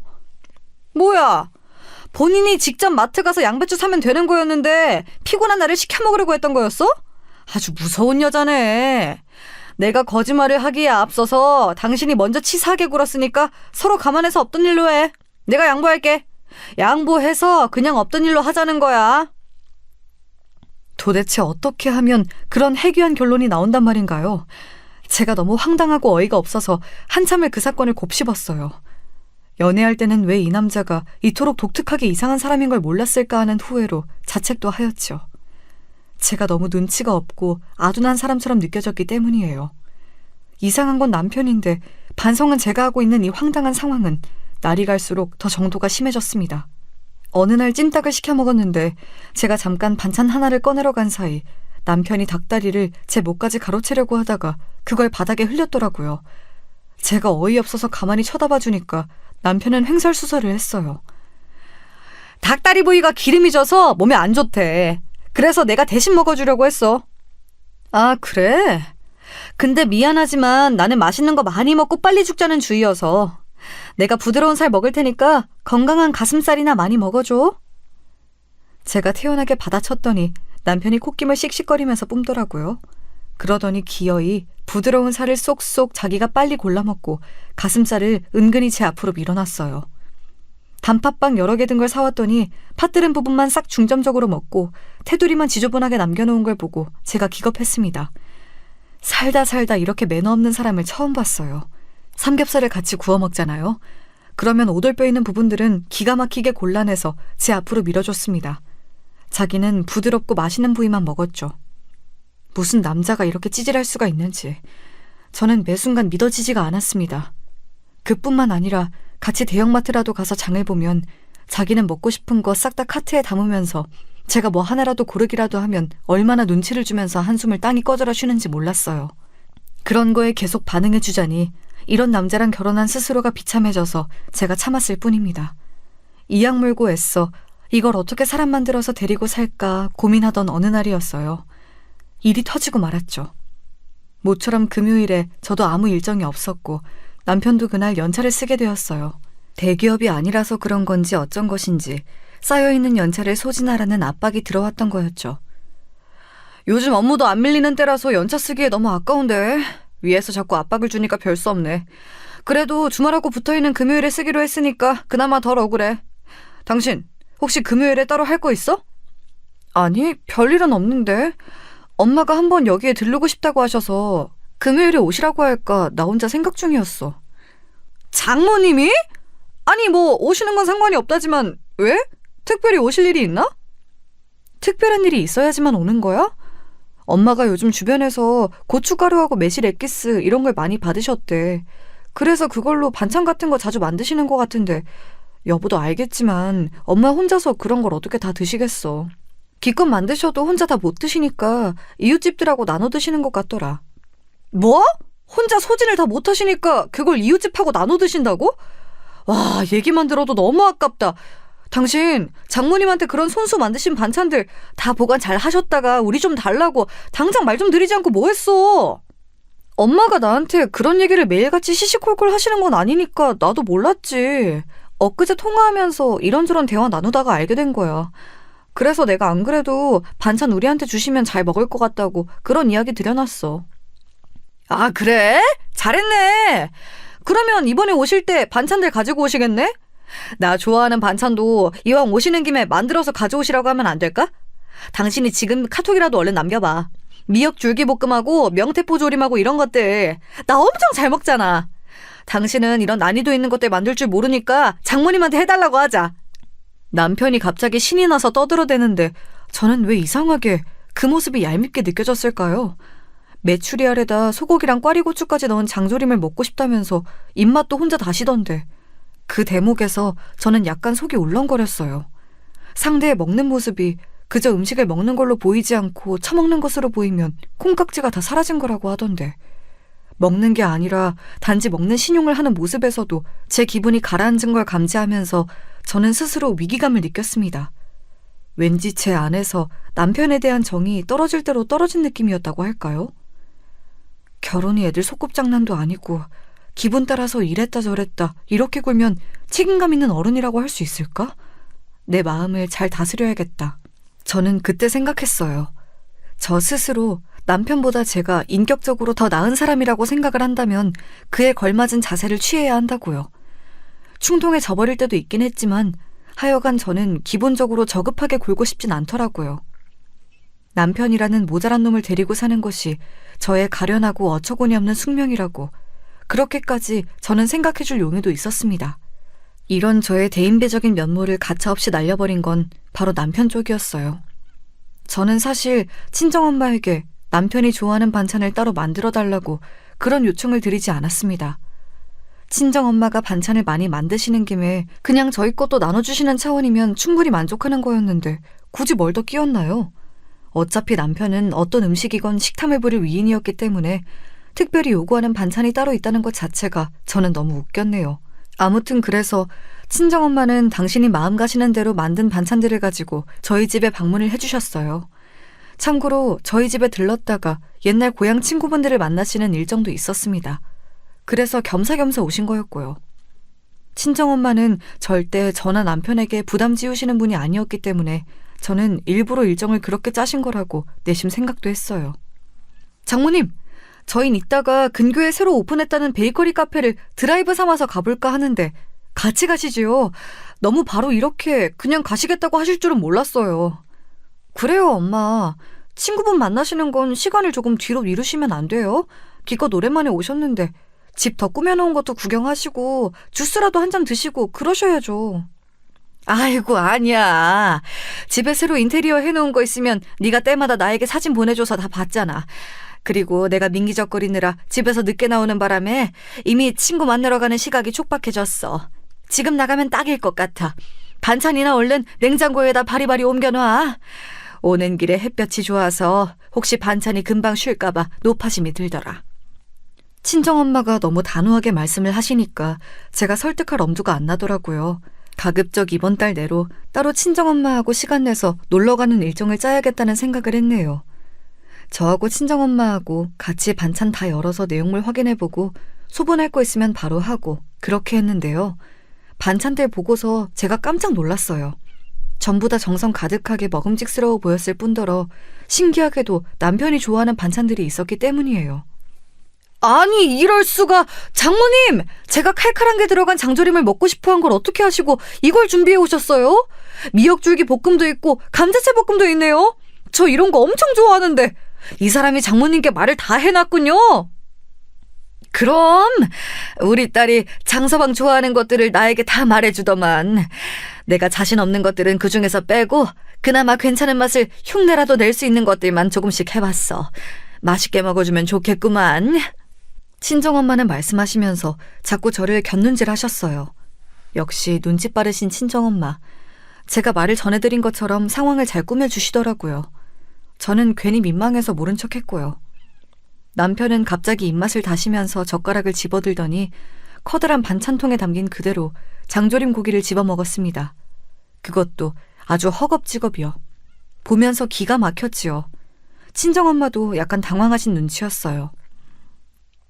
맛있다. 맛있어. 하나도 안 느끼하고 전혀 안 짜네요. 이야, 고급이네. 근데 국물만 찍어 먹어보니까 약간 칼칼한 맛은 좀 부족한 것 같아요. 이게 국물이 탁 칼칼해야 100점 만점인 건데요. 이게 좀 아쉽습니다. 여보, 덜어서 먹어야지. 이게 뭐 하는 짓이야. 침 다 묻잖아. 이러면 금방 맛이 가버리는 거 몰라? 진짜 신경질 나게 100점 만점 같은 소리하고 자빠졌네. 제가 입술 꽉 깨물고 끝말은 최대한 작게 중얼거렸습니다. 제 싸늘한 안색을 살핀 남편이 기분이 상했는지 젓가락을 싱크대 안에 내려놓고서는 몸을 휙 돌렸어요. 토라진 어린아이도 아니고 그 유치한 모습에 저는 또 한 번 기가 막힐 따름이었습니다. 금세 저희 부부 사이에 흐른 냉기를 눈치챈 친정엄마가 애써 웃어 보이셨죠. 하여간 사이좋게 지내고 반찬 아낄 것 없이 입에서 당길 때 팍팍 먹어. 다 떨어지면 내가 언제든지 새로 해줄 수 있으니까. 그럼 나는 이만 가볼 테니 둘이서 밖에 재미난 곳에 놀러가서 시간 보내고 그래. 엄마, 근데 친구분 만나러 어느 쪽으로 가신다고 하셨더라? 저희가 나가는 김에 모셔다 드릴게요. 잠깐만 계세요. 우리 금방 나갈 참이니까. 그렇지 당신? 금세 삐져있던 남편은 제가 그렇게 물어보자 흠칫하더니 되게 퉁명스러운 얼굴과 말투로 대답을 했어요. 아니, 금방 안 나갈 건데? 낮 시간 중반 때는 카페에 사람 가장 많을 때니까 그때를 살짝 피해서 가자고 한 건 당신이었잖아. 지금 나가면 카페에 사람 한 바가지야. 좀 이따 출발하는 게 나아. 와, 이게 어떻게 제정신 바뀐 어른인가요? 자기 장모 앞에서 이렇듯 눈치 없이 구는 사위는 또 없을 거란 생각이 들면서 순간 정신이 아득해졌습니다. 친정엄마가 뻔히 계시는 앞이니까 제가 너무 창피하고 민망하더라고요. 그런데 친정엄마는 아무렇지도 않게 그저 웃어 보이셨어요.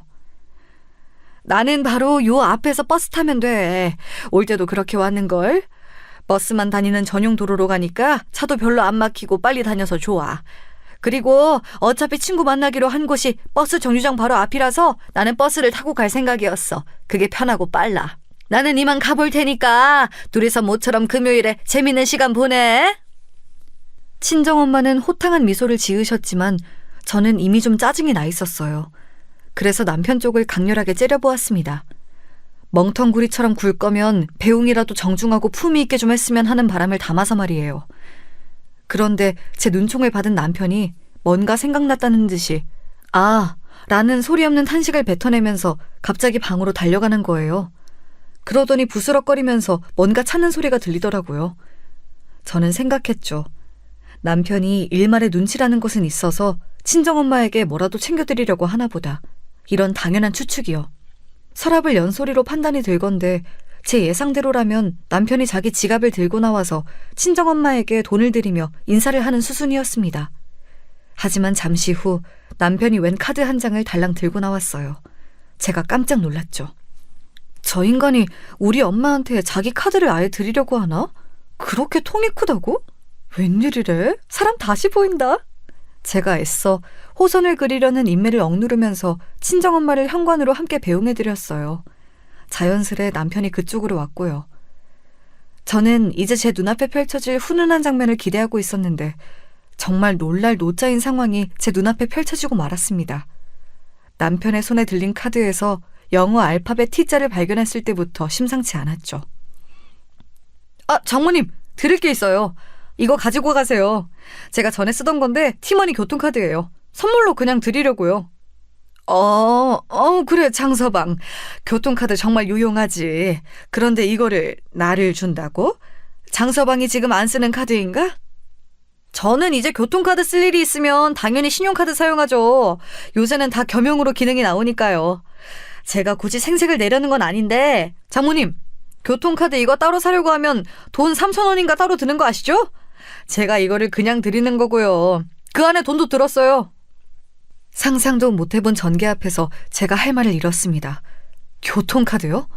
저의 친정엄마에게 이런 상황에서 교통카드를 드린다고요? 무슨 심부름 보내는 초등학생에게나 줄 것 같은 물건 아닌가요? 교통카드를 드린다는 발상 자체가 저는 믿기지 않았고 놀라웠는데 일단 친정엄마는 그걸 얼떨결에 받아드셨어요. 안에 돈도 들었다니 이거 너무 유용한 건데 장서방이 이걸 나를 줘도 되나 모르겠네. 뒀다가 장서방이 필요할 때 쓰지. 아닙니다. 오늘 이렇게 맛있는 반찬들 바리바리 싸서 와주셨는데 이 정도는 기본이죠. 버스 타고 가신다 하셨죠? 제가 그 교통카드 안에 얼마가 남아있는지 아주 정확히 몰라요. 이것 하나는 진짜 분명하게 알아요. 1,300원은 반드시 있습니다. 지하철? 버스? 어느 것이든 고민하지 않고 타실 수 있어요. 그렇구만. 내가 아무튼 지금 시간이 촉박해서 얼른 가봐야겠네. 이 말도 안 되는 촌극을 친정엄마는 촉박함을 핑계로 빠져나가셨습니다. 저는 그때 무슨 정신으로 친정엄마를 배웅했는지 정말 모르겠어요. 자세히 기억도 안 나요. 머릿속이 뒤죽박죽이었고 분노로 심장이 터질 것만 같았거든요. 제가 친정엄마에게 택시를 권했지만 버스가 더 빠르다고 하시며 마침 앞에 도착한 버스를 타고 떠나셨어요. 저는 그 모습을 멍하게 쳐다보다가 집에 다시 올라가서 남편하고 대판 붙었습니다. 미친 거 아니야? 교통카드? 1,300원? 장난해? 지금 싸우자는 거야, 뭐야? 왜 이렇게 화를 내? 필요하신 걸 내가 적절하게 드렸는데 그게 뭐 그렇게까지 잘못되었어? 얼마인지 그런 것에 초점을 맞추지 말고 정말 실용적인 건지 아닌지 그걸 봐야지. 무식하고 싶으면 그냥 무식하기만 해. 왜 쓸데없이 그럴싸하게 입까지 놀리려 들어? 뭐? 얼마인지 초점 맞추지 말고 실용적인 건지를 보자고? 알았어. 라면 좋아하니까 내가 그럼 생일날에 육개장 사발면 1개 사줄게. 컵라면보다 실용적이고 안성맞춤인 것도 드물잖아. 안 그래? 왜 얘기가 그렇게 튀어? 내가 분명히 말하는데 나는 최소 1,300원에다가 교통카드까지 같이 드린 거야. 혹시라도 1,300원이라고 금액을 축소할 생각하지 마. 그리고 네가 뭔데 사람 보고 그렇게 쉽게 무식하다고 해? 너 지금 장모님 왔다 가셨다고 기세가 아주 등등한가 본데 나도 우리 엄마 앞에서는 기세 등등한 아들이야. 딱 거기까지 듣고 저는 의욕을 상실해버렸어요. 바보 천치를 이겨먹고서 기뻐하는 사람은 없잖아요. 똥이 더러워서 피하는 거지 무서워서 피하는 사람도 없고요. 그렇다는 생각으로 저는 남편 앞에서 고개를 절레절레 흔들었습니다. 제가 생각하고 판단한 것 이상으로 남편이란 작자는 엄청난 인물이었어요. 이렇게 찌질하고 그릇이 간장 종지만한 남자를 찾는 것도 참 힘들 것 같더군요. 어쩌다가 제가 이런 남자하고 결혼까지 하였는지. 통단의 웃음이 나왔습니다. 제가 허탈해서 자꾸 웃어대니까 남편이 혀를 끌끌 차더니 자기 검지손가락을 뻗어서 그걸 머리 위로 빙빙 돌리더라고요. 저보고 미쳤냐는 표시였죠. 진짜 어이가 없었습니다. 누가 누굴 보고 미쳤다고 하는 건가요?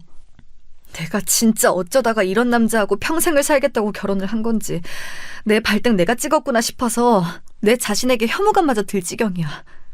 뭐라고? 너는 말을 뭐 그딴 식으로 하냐? 결혼해서 이득 본 건 너고 어디 가서 네가 나만한 남자를 다시 만날 수 있는 것도 아닌데 나는 네가 대체 뭘 믿고 이렇게 배은망덕하게 구는지를 모르겠다. 너 허세 좀 그만 부려. 제발 헛소리 좀 작작해. 배은망덕이 무슨 의미인지 대관절 알고나 쓰는 거야? 이 무식하고 저급한 인간아. 됐어. 이제 다 필요 없고 나는 너 같은 놈하고 더 이상 부부라는 이름으로 못 사니까 갈라서자. 식탐 부리면서 이기적으로 굴 때부터 알아봤어야 했는데 진작 이렇게 했어야 했는데 물은 내 자신이 너무 원망스러워. 고작 이런 일 가지고 갈라서자는 말을 하는 것 자체가 네 인성의 바닥을 보여주는 것 같다. 너는 왜 이렇게 성격이 더럽냐? 너 같은 성격 파탄자가 나하고 이혼하면 다시 결혼이라는 걸 할 수나 있을 것 같아? 남편이 저를 막 비웃더니 갑자기 걸려온 전화를 받으러 자리를 떠버렸습니다. 저는 지끈거리는 머리를 부여잡고 있었죠. 저보다 자기가 100배 1000배 낫다고 생각하는 저 남자하고 저는 평생을 살 수 없었습니다. 이제 이 사실은 극명해졌어요. 친정엄마가 가져와 주신 반찬을 다시 한번 정리하면서 제가 남편에 대한 분노로 이를 갈고 있을 때였는데요. 왠지 통화가 길어지는 것 같더라니. 그게 아니라 남편이 통화 1개를 마치고 나서 새로의 다른 통화를 시작한 거였더라고요. 하도 크게 말을 해서 저에게 그 내용이 다 들렸습니다. 엄마! 나 오늘 휴가 써서 집에 있는데 냉장고를 보니까 반찬이 하나도 없는 걸 보니까 갑자기 엄마 생각이 나서 전화드렸어. 엄마 반찬 먹고 싶다. 꼴값이 따로 없었습니다. 반찬이 없다느니 하는 헛소리를 함으로써 시어머니께 제 흉을 보고 자기도 우리 엄마 반찬 먹으면 된다는 걸 저에게 과시하는 그 행동에 눈살이 찌푸려졌어요. 뭐 저렇게 찌질한 남자가 있을까 싶어서 새삼 또 신기할 지경이었네요. 제가 한심스러운 눈빛으로 쳐다봐줬더니 남편이 자존심이 상했나 봐요. 전화 끊고 나서 저에게 시비를 걸길래 저도 맞받아쳤고 저희 그날 진짜 개싸움했습니다. 그런데 시어머니로부터 연락이 오더라고요. 그것은 바로 방문 예고장이었습니다. 얘, 너 걸핏하면 우리 아들을 쫄쫄 굶겼다면서? 너 어떻게 그럴 수가 있니? 네? 쫄쫄 굶기다니 그게 무슨 말씀이신지요? 저는 금시초문인데요. 네가 냉장고 텅 비워가면서 우리 아들 굶긴 거 아니니? 내가 이미 다 들었어. 어머님, 사람이 쫄쫄 굶으면 죽어요. 그런데 어머님 아들 아직 멀쩡히 살아있고 오늘 출근도 했습니다. 살아있다고요. 말하는 꼬라지 좀 봐라. 너는 애가 왜 이렇게 거침없이 싸가지가 빈약하니? 우리 아들이 대체 무슨 잘못을 그리 저질렀다고 너처럼 되바라진 여자를 만났는지, 나는 또 무슨 업보가 있어서 이런 며느리를 둔 것인지 기 한번 못 펴고 사는구나. 네? 기를 못 펴요? 누가요? 어머님이요? 아니면 어머님 아들이요? 제 생각엔 양쪽 다 아닌데? 저하고 생각이 무척 다르시네요. 아무튼 저는 사람 쫄쫄 굶긴 적 없어요. 냉장고가 텅텅 빈 적도 없고요. 그건 내가 직접 가서 확인하면 될 일이야. 모레 저녁에 들릴 테니까 그런 줄 알고 있어라. 냉장고부터 다른 부엌 살림들까지 내가 다 체크할 거니까 얄팍한 마음가짐으로 있지 않는 게 좋을 거야. 그러시든지 말든지 저는 상관이 없었습니다. 이제 그런 거에 관심이 없었죠. 다만 시어머니께서 오시기로 한 김에 제가 할 일이 생각나서 그거나 실행했네요. 참고로 친정엄마가 다녀가셨던 그 이후 나흘째 남편과는 냉전 중이었어요. 대화도 아예 안 했는데요. 남편이 먼저 저에게 한마디씩 걸긴 했는데 그게 참 황당했죠. 좋은 말로 할 때 나에게 얼른 사과해. 더 늦어지면 네가 아무리 사과해도 내가 안 받아줄지 모르니까 그때 가서 후회해봤자 늦는 거야. 왜 자꾸 나보고 사과를 하래? 진짜 돌았어? 잘못을 한 건 당신이라니까 내가 아니라. 너 진짜 그러다가 나를 영영 놓치는 수가 있다. 나중에 울고불고 후회나 하지 마라. 사람 복장 터지게 하는 대회 같은 게 있다면 남편은 반드시 수상자 목록에 이름을 올릴 작자였어요. 아니, 어느 정도로 말이 안 통하는 게 아니라 아예 사고방식 자체가 틀려먹었으니까 이건 아예 상대하는 게 벅차더라고요. 이런 비정상인과 계속 있다 보면 저도 언젠가 휘말릴 게 틀림없었습니다. 이를 박박 깔며 이 망할 놈에게 한 방 먹여줄 때를 일부러 기다린 저는 그날이 오자 반갑게 시어머니를 맞아들였습니다. 토요일 오전에 오신다고 하길래 그 전날부터 제가 두근거려서 잠까지 설쳤네요. 어서 오세요, 어머님. 무겁게 실이 뭘 이렇게 많이 들고 오셨어요? 내가 무겁게 안이 들고 올 수가 있어야 말이지. 우리 아들이 먹을 게 없어가지고 반찬 타령을 해대고 있는데 내가 어떻게 반찬을 이것저것 준비 안 해올 수가 있었겠어? 안 그러니? 아, 그러셨구나. 네, 알겠어요. 반찬 정리해두시는 건 둘이서만 하셔야 할 것 같아요. 제가 주말이라 약속이 있어서요. 지금 준비하던 도중이었는데 얼른 옷 갈아입고 나가봐야 하거든요. 뭐야? 이런 거 정리하고 나면 은근히 뒷정리할 게 나오기 마련인데 그걸 네가 안 하면 누가 한다니? 설마 우리 아들 보고 하라는 거야? 못할 건 또 뭔가요? 근데 어머님께서 계시니까 그냥 어머님이 하시면 되겠네요. 냉장고 안쪽 배치 어머님께서 마음대로 바꾸셔도 되어요. 저는 별로 상관 안 해요. 제가 룰루랄라 콧노래까지 살짝 흥얼거리며 옷을 갈아입으러 가자 부스스한 잠옷 차림의 남편이 어이없다는 듯이 저를 쳐다봤어요. 우리 엄마가 방금 오셨는데 너는 지금 놀러 나가겠다고? 이게 무슨 예의범절이야? 내 맘이지. 원래는 반찬 뭐 가져오셨는지 다 구경하면서 젓가락으로 침 묻혀가면서 맛보려고 했는데 약속에 있어서 나가는 바람에 못 그러는 게 살짝 아쉽네. 남편이 했던 못 배워먹은 행동을 말로 되돌려줬죠. 그러자 남편이 분하다는 표정을 지으면서도 대꾸를 못하더라고요. 저는 태연하게 옷을 갈아입고 나왔어요. 그러자 부엌에 있던 두 사람이 동시에 제 쪽을 노려보더라고요. 너 이것 좀 거들어주고 나가라. 진짜로 아무것도 안 하고 쓱 나갈 심사는 아니었겠지? 설마 하니 그렇게 싸가지가 바가지이려고? 가정교육을 그렇게 받진 않았겠지? 왜요? 그냥 나가버릴 심사 맞았는데요. 아 참! 대신에 어머님께 드릴 게 있어요. 제가 정리하는 거 못 도와드리고 오시자마자 외출을 나가는 대신에 어머님께 뭐 좀 드리려고 준비한 게 있거든요. 제가 밝게 웃으며 말하자 두 사람이 엄청 궁금하단 낯이 되어서 호기심 어린 눈빛으로 저를 빤히 쳐다보더라고요. 저는 그 시선을 받으며 아주 즐겁게 하얀 봉투를 시어머니께 내밀었습니다. 남편은 못 배워먹어서 한 손으로 제 친정엄마에게 교통카드를 건넸으나 저는 그 인간보다는 스스로 낫다고 생각을 했으므로 두 손 공손하게 드렸답니다. 당신 이거 뭐야? 설마 우리 엄마 주려고 용돈을 준비한 거야? 그럴 줄은 몰랐는데? 헛다리를 짚은 남편이 깜짝 놀라면서 저와 하얀 봉투를 빠르게 번갈아 쳐다보았어요. 저는 의기양양하게 웃을 따름이었죠. 시어머니께서 밝은 표정으로 봉투 안을 들여다보셨습니다. 용돈? 얘가 이 정도의 센스는 있는 애였구나. 용돈이라니. 어디 보자. 아니, 이게 뭐지? 웬 동전이 있는데? 300원? 1,000원짜리 한 장은 또 뭐람? 그리고 같이 든 이 종이는 또 뭐고? 여기 와주시는 수고, 또 가실 때 드는 수고까지. 어머님을 위하는 마음으로 1,300원 준비해드렸습니다. 그리고 같이 든 종이는 어머님을 위한 제 자그마한 선물이에요. 펼쳐보시면 분명히 만족하실 거예요. 1,300원이라는 액수에 남편의 얼굴이 삽시간에 붉게 달아올랐는데 그 사이 시어머니께서는 홀린 듯이 멍한 표정으로 종이를 펼쳐보고 계셨습니다. 동시에 그 내용을 들여다본 두 사람이 소스라치게 놀랐죠. 그건 바로 이혼이라는 목적을 두고 작성된 내용이었으니까요. 전 이미 도장 찍었어요. 어머님의 귀한 아들만 도장을 찍으면 되네요. 그러면 저희는 이제 이혼 성립이 되어서 남남이 될 거고요. 어머님께서는 무척 행복해지시겠죠. 어때요? 정말 좋아하시지 않고는 못 빼기는 엄청난 선물이지요? 이혼? 아니, 아무리 그래도 그렇지 이혼이라니. 이건 너무 갑작스러운데? 이혼을 요구하더라도 우리 아들이 하는 거지 어떻게 네 쪽에서 먼저... 저는 시어머니께서 충격에 신음하시거나 말거나 넋이 나가 있는 남편을 향해 카리스마 넘치게 외쳤지요. 어이! 나 밖에서 놀고 돌아올 동안에 제대로 도장 찍어 놔라.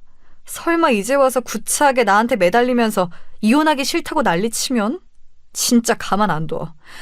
내 모든 것을 다 걸고서 당신의 사회생활을 망쳐놓을 거야. 알아들어? 정말로 나하고 이혼하려고? 어떻게 그럴 수가 있어? 이혼하면 본인만 손해인데 왜 이런 결정을 하려는 거야? 당신 바보 등신이야? 내가 바보 등신이든 아님 해삼 말미잘이든 그건 상관할 바가 아니고 거기에 도장이나 얌전히 찍어놔. 혹시 나를 너무 사랑해서 견딜 수 없는 나머지 여생을 나를 위한 노예로 살고 싶어 환장한 건 아니겠지? 그런 생각으로 도장을 안 찍는다면 너무 소름 끼칠 것 같아. 제가 가련한 표정을 꾸며내며 그렇게 말을 했을 때 시어머니께서는 뒷목을 움켜쥐시며 눈을 질끈 감으셨어요. 그러자 놀란 남편이 시어머니를 얼른 부축하더군요. 저는 유유히 가방을 챙겨서 집을 나섰습니다. 아, 그리고요. 1,300원이 어떻게 나온 액수인지 궁금하시거든 귀한 아들에게 물어보세요. 그럼 전 이만 나갑니다. 제가 돌아왔을 때 어머님이 안 계셨으면 좋겠어요. 저는 명랑하게 마지막 발언을 남겼죠. 두 사람이 아주 벙찐 얼굴로 저를 응시하고 있었던 것 같네요. 하도 홀가분하게 나와서 그때의 표정을 잘 봐두진 못했어요. 저는 그날 친정엄마와의 약속이 있었습니다. 새로 생긴 서울의 근교 베이커리 카페에 함께 갔죠. 제가 구태여 남편과의 이혼 이야기를 안 꺼냈음에도 친정엄마는 무언가 짐작을 하셨는지 진중한 눈빛으로 저에게 몇 번 고개를 끄덕여 주셨어요. 돌이킬 수 없는 지점까지 가기 전에 얼른 돌아가는 것도 용기가 필요한 거야. 나는 우리 딸이 그런 용기를 가지고 있는 사람 같아서 그게 너무 멋져 보여. 우리 딸 늘 장하고 자랑스럽다. 엄마 마음 알지? 엄마가 항상 우리 딸 응원해. 친정엄마가 문득 제 손을 잡아주시면서 먼저 그렇게 말씀을 하셔서 제가 울컥하고 말았죠. 참았던 소름이 밀려와서 잠시 울고 말았는데요. 그러고 나니까 뭔가 후련했어요. 처음부터 끝까지 제 편인 존재가 있다는 사실이 너무나도 감사했습니다. 그 이후로는 어떻게 되었냐고요? 당연히 그놈하고는 이혼을 했어요. 그놈은 자존심 때문에 이혼 도장을 찍어주었습니다. 네가 그렇게 나오면 내가 쫄아서 도장 못 찍을 줄 알고? 내가 꼬리 내리고 양보해줄 거라고 생각한 모양인데 어림도 없어.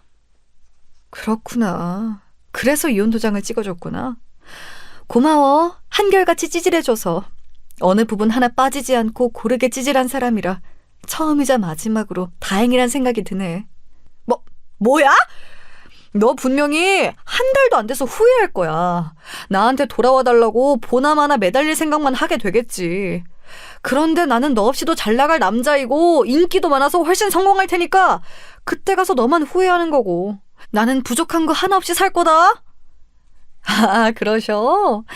누가 들으면 재벌 3세 혹은 엄청난 엘리트인 줄 알겠어. 전부터 생각한 건데 왜 그렇게 쓸데없을 정도로 근거 없는 자신감이 넘쳐? 그런 걸로 어디 대회라도 나가봐. 상금 탈 것 같으니까. 아, 정말 그렇게 되어도 연락은 하지 말고. 근황 따위 영원히 안 궁금할 거거든. 그렇게 어찌 보면 치졸한 막이 내렸어요. 한때는 즐거운 연애를 하였고 서로가 진짜 사랑이라고 믿어서 결혼까지 했던 사이인데 끝은 순식간이더라고요. 게다가 끝맛이 좋지 못했다는 점에서 정말 씁쓸하였습니다. 뭐든지 좋게 끝내기란 어려운가 봐요. 이혼하고서 저는 일에 더욱 몰두하였고 제 주변 사람들을 더 챙기기 시작했어요. 친정 아빠와 오빠, 그간 교류가 거의 없이 살았기 때문에 어색하고 겸연쩍은 사이였는데 제가 용기를 내어 먼저 자주 연락도 하고 그랬습니다. 사실 이런 거에 용기를 내는 게 돈이 드는 것도 아니고 체력을 요하는 것도 아니잖아요. 단지 제가 생각을 전환하고 자존심을 내려놓기만 하면 되는 일이었죠. 그런데 놀라운 변화가 일어나더라고요. 몇 주가 지나자 이제 친정 아빠와 오빠 쪽에서 저에게 먼저 연락을 하기 시작했어요. 그러면서 저희는 점차 가족다운 모습을 갖춰갔죠. 친정 엄마까지 함께 저희 넷이서 밥도 먹었고요. 분위기 괜찮았어요. 이런 식으로 점차 발전해 나갔네요. 지금은 전혀 안 어색하고 편한 관계가 되었어요. 그리고 제 전남편이 된 그놈 말인데요. 전혀 안 궁금했지만 겹치는 지인이 있어서 우연히 소식을 듣게 되었는데 저하고 이혼한 뒤로 술을 그렇게 마시면서 살더니 일에 집중을 잘 못했나 봐요. 직장에서 미운털 제대로 박혀서 거의 쫓겨나는 모양새로 퇴사를 했다네요. 그럼에도 정신을 못 차리고 술을 또 마시다가 웬 애 3명 딸린 미혼모하고 사고를 쳤다나 뭐라나 그런 후문이었습니다. 그 미혼모가 임신을 했는데 그 아이를 낳겠다고 해서 전 남편이 뒤집어졌고 그 모친 되시는 제 전 시어머니께서는 더 뒤집어져서 아예 쓰러졌다는 이야기였네요. 이쯤 되면 이혼하고서 후회하는 일상을 둘 중에 누가 보내고 있는지 이미 답이 나온 것 같죠? 저는 안일했던 제 과거를 반성도 하면서 제 주변을 살뜰히 살피고 돌아보면서 그렇게 잘 지내고 있는 중이랍니다. 저보다 나이도 어리고 돈은 더 잘 버는 남자친구하고 연애도 하면서요. 결혼 생각은 아직 없어요. 결혼이란 그 무엇보다 심사숙고해야 하는 중대사 같거든요. 이제는 그렇게 생각이 들어요. 지금까지 제 이야기를 들어주셔서 고맙습니다. 모두 행복하세요.